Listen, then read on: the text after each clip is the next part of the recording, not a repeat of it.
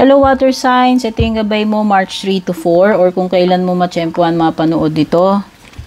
Maraming salamat sa mga patuloy na nagsusuporta, sumusubaybay sa mga readings natin sa YouTube, sa Facebook, all around the world. Merong mga taga Moscow, meron mga taga Milan, Saudi, etc. etc. Ang dami. So, maraming salamat sa inyong panonood, mga comments. Sa mga bago dito, hello and welcome. Don't forget to subscribe sa ating YouTube. Don't forget to like and follow our FB page.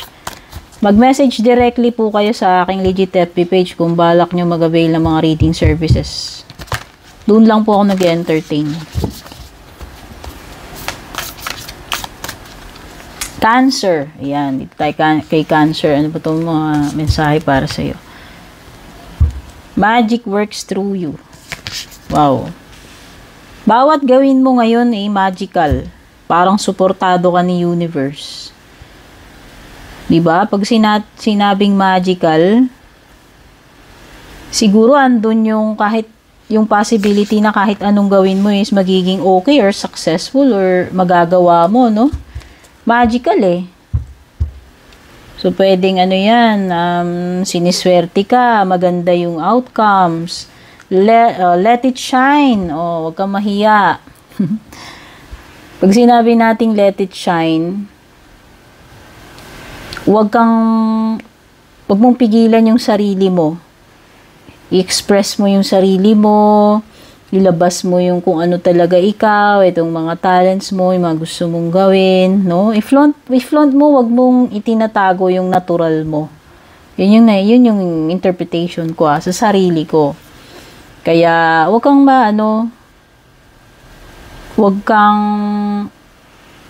mong pigilan kung ano yung mga dapat mong i-express or gawin. O mga feelings man yan, mga gusto mong gawin. As long as hindi naman masama yung mga yan, yung intention mo or yung ginagawa mo, di ba? I-flaunt mo lang, ilabas mo lang, gawin mo lang, no? Reclaim your power. You have to take control. No, ito ipagiging in control sa buhay mo, sa sarili mo. No, itong mga kumbaga, ikaw yung driver ng buhay mo eh. Hindi the other way around. Hindi yung mga outside forces dapat ang kumukontrol sa'yo, kundi ikaw. Ikaw ang may diretsong kakayahan na baguhin or gawin yung mga dapat mong gawin sa sarili mo, sa buhay mo. Kaya ikaw, you should reclaim your power and take hold of your life, of your situation, of your circumstances, no? Tingnan na natin yung iba pa.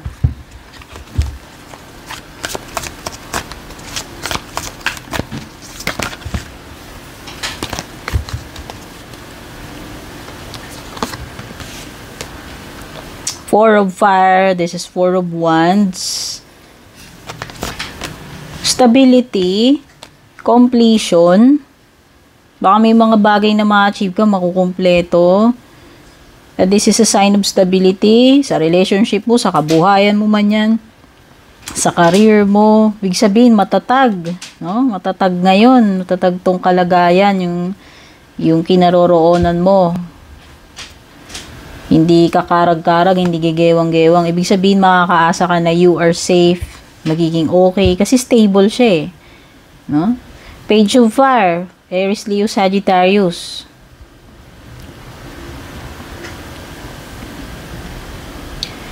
Okay, Page of Fire is mga messages na pwede mong ma-receive. No? Pwedeng good news ito para sa'yo. Pwede may kinalaman sa business, sa career. Okay, basta may mga confirmation, may mga kasagutan, may mga messages ka na matatanggap or good news. Ace of Fire, this is an opportunity. Oh, pwedeng iba, meron kayong job opportunity. Yung tipong yung iba dito, baka magsisimula kayo bagong business, bagong work, or bagong relationship. Ang pinakamaganda dito sa card na to is punong-puno ka ng excitement, motivation, no? Energy, spark.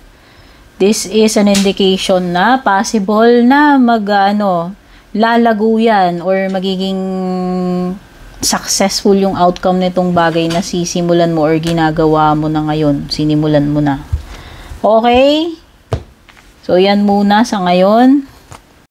Hello, Scorpio. Welcome dito sa iyong gabay. Maraming salamat kung nag-subscribe ka na sa ating YouTube at nag-like and follow sa ating FB page. Sa mga bago rito, hello and welcome. Don't forget to subscribe sa ating YouTube. Like and follow na rin yung ating Facebook page. Regarding personal reading services, kung balak nyo mag-avail, mag-inquire, dumiretso kayo sa aking legit na FB page, mag-message privately kayo doon.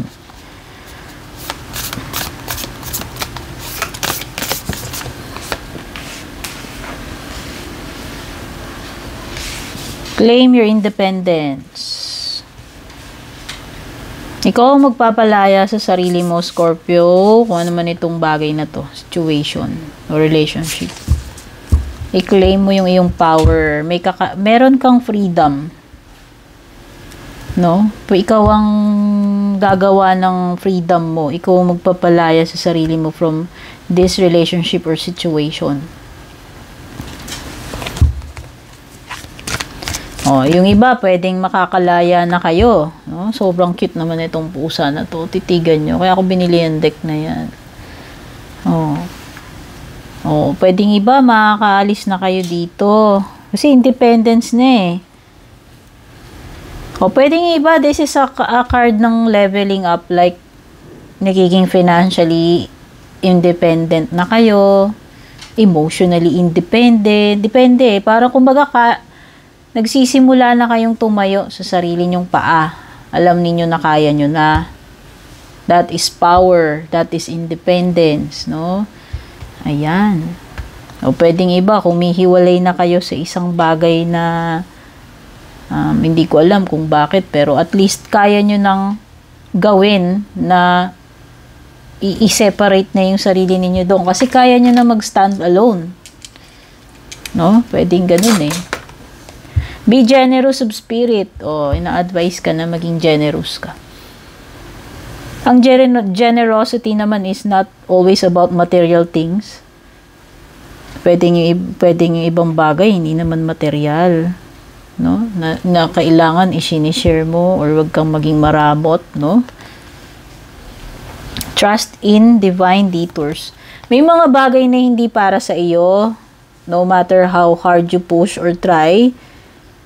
No, halimbawa, meron kang certain something na ipinupush mo yan.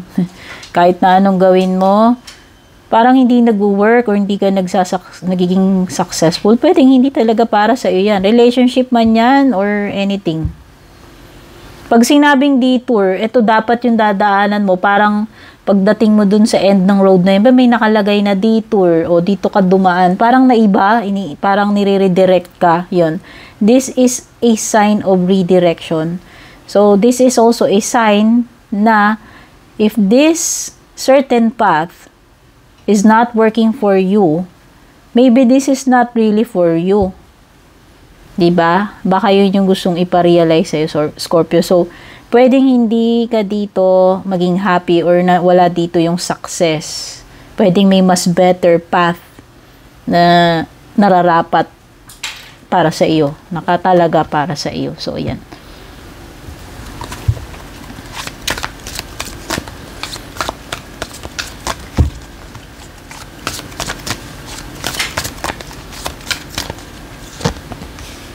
The Hangman. Postponement, delay. O, parang ito rin yung detour eh.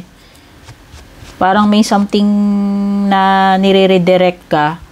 Pwedeng hindi, dinadivert ka eh. Dinadivert ka doon sa direction na yun. Dinadivert ka from that attention. Kasi merong another way or mas better na bagay na para sa iyo. Kung talagang, ayan o. Merong parang waiting period dito or may mga bagay na dapat ka nang i-let go or i-sacrifice. Parang may matatauhan ka, ayan o. May enlighten ka about something. Na pwedeng the sacrifices that you are making ay hindi naman talaga worth.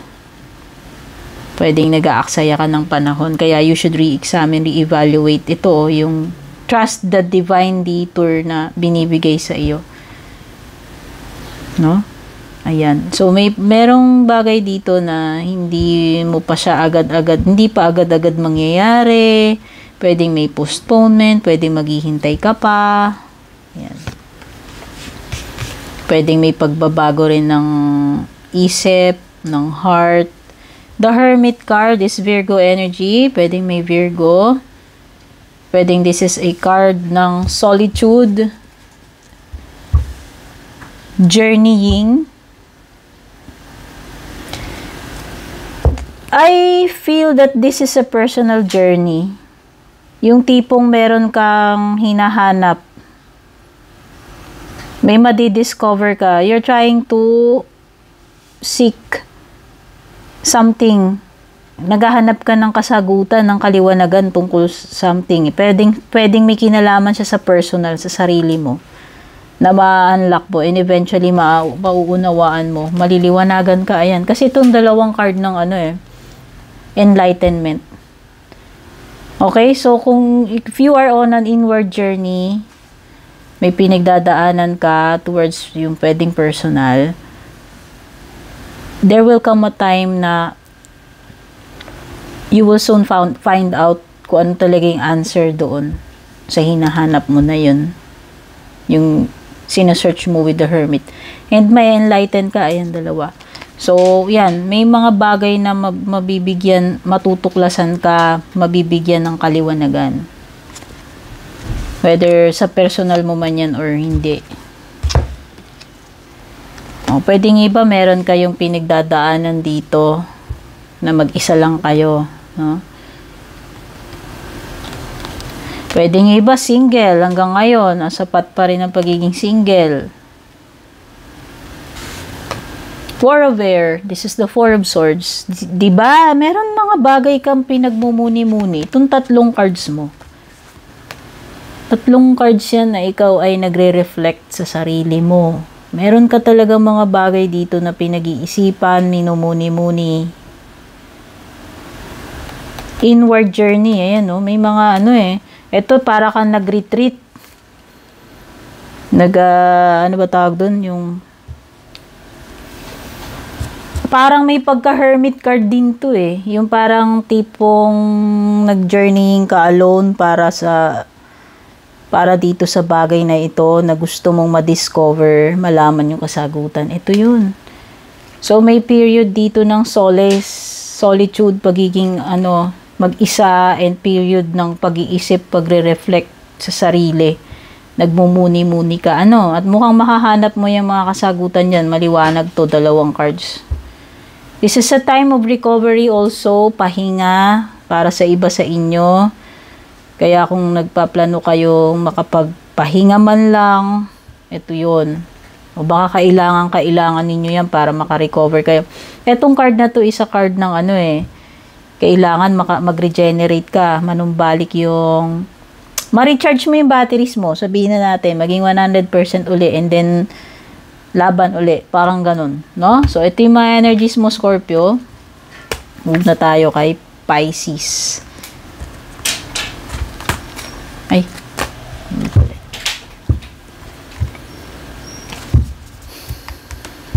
Hello, Pisces. Ito yung gabay ninyo.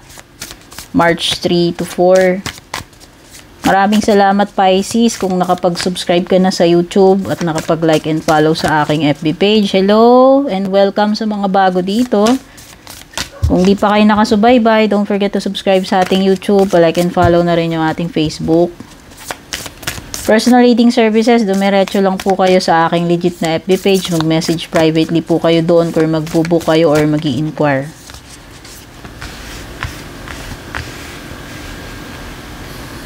Yung lahat ng detalye, yung link ng aking FB page nasa description ng video. Sa ibaba, pasahin niyo yung mga nakasulat dyan. Itatap nyo lang yan and then mapupunta na po kayo doon sa aking FB page. Time for beginner mind. Let spirit be your guide. Be loyal to what you love. Mukhang may mga bagay dito na sisimulan ka.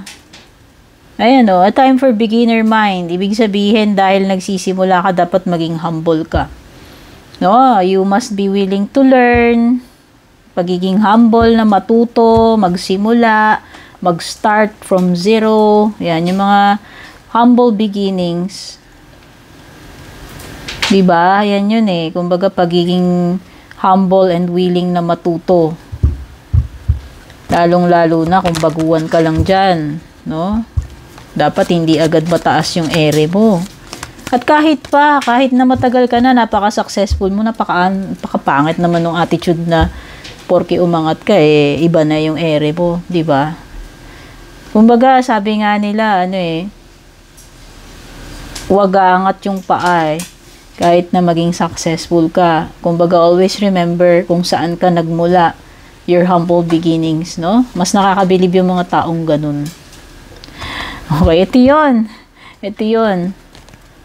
Mukhang may mga dito, mga moments na kailangan mo i-embrace yung pagiging humble na na magsimula ka diyan o matututo ka pa lang, no?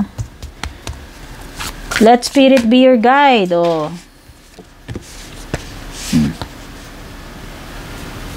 Etong mga guides mo, they will guide you to the right direction. Magtiwala ka lang, of course, pero syempre use your, gamitin mo pa rin yung best judgment mo for every situation na kakaharapin mo. Pero, may mga times talaga na,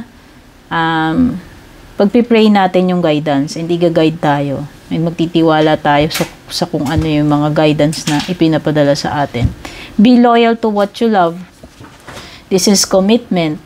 Whether this is about career, relationship, personal projects, no? Ibig sabihin, ito yung, yung pagiging committed mo dito sa bagay na ginagawa mo or relationship man yan or hindi. Yung showing up every day. Kasi, commitment yan eh. Ibig sabihin, yung commitment mo araw-araw na ipagpapatuloy mo yan at hindi ka basta-basta magkikwit dyan. Kasi nga love mo yan. Ayan, maging loyal ka. Ipakita mo yung commitment mo dito sa bagay na mahal mo or tao na mahal mo. Okay?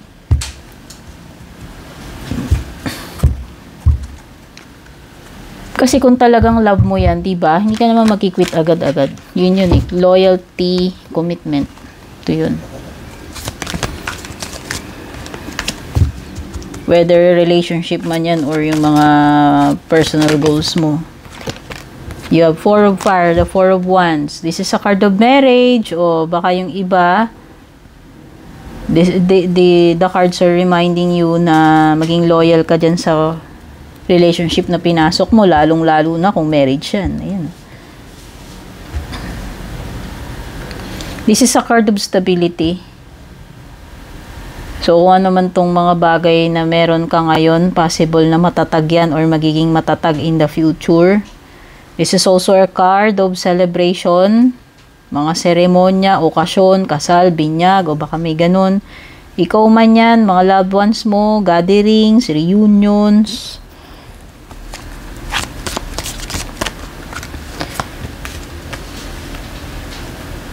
Page of Fire, Aries, Leo, Sagittarius energy. Ay ang person, sino man yan, kadugo mo man hindi, romantic man hindi, meron someone na mas bata sa'yo.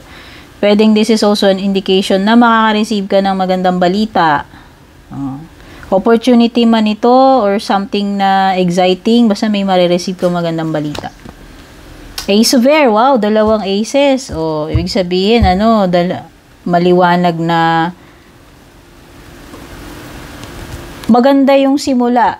Kung ano man tong papasukin mo, no? Possible na maging successful yan kasi Ace of Air kahit na mahirapan ka sa una. Ibig sabihin, magta-triumph ka dyan. So, go lang. Stick ka lang dito sa commitment mo, sa goal mo. Huwag kang mag-quit. Kasi kung ano man yan, kahit na mahirapan ka sa umpisa, mukhang magiging successful yan, no? Magiging breakthrough yan, eh. Success ang Ace of Swords, eh. This is also gaining clarity or truth. Kaya kung may naghihintay ka na mga kasagutan, confirmation, kaliwanagan, ito na rin yung dala-dala ng Ace of Swords para sa iyo. Okay, maraming salamat water signs sa panonood ng reading. Don't forget to like and share. Take care and God bless.